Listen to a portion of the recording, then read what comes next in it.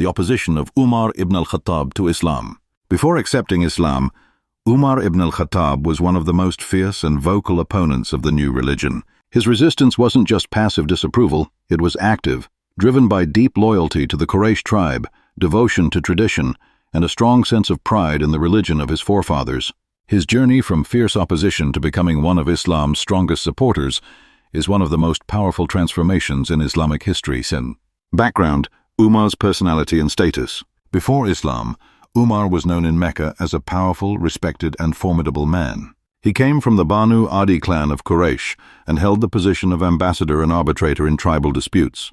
His strong personality, sharp intellect, and physical strength made him influential among the Quraysh.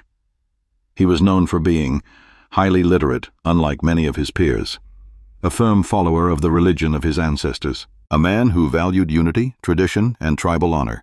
These traits played a big role in his initial rejection of Islam, which he viewed as a threat to the unity of Quraysh society. Reasons for Umar's opposition to Islam: a loyalty to Quraysh traditions. Umar believed Islam was causing division in Meccan society. Islam called for equality between slaves and free people, rich and poor, challenging the class-based structure of the Quraysh Bitiu. Protection of ancestral religion. As someone deeply rooted in tribal pride, Umar saw the new monotheistic message of Prophet Muhammad as a direct attack on the polytheistic beliefs of their ancestors. Personal dislike of Prophet Muhammad. Like many leaders of Quraysh, Umar viewed Prophet Muhammad as someone breaking up families and disrespecting the tribal gods.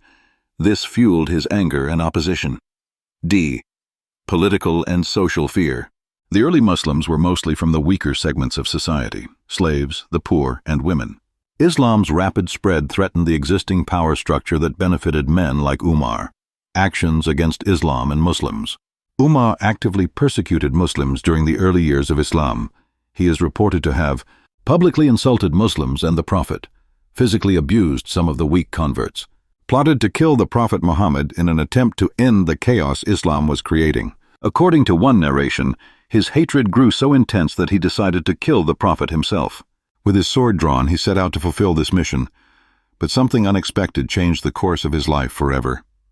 The turning point: his sister's conversion. On his way to kill the Prophet, a man informed him that his own sister Fatima and her husband Sa'id ibn Zayd had accepted Islam. In a fury, he went to their home.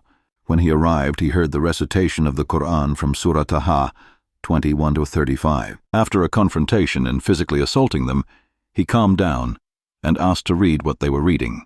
Upon hearing the verses, something in his heart changed. The words of the Quran softened his anger and opened his mind.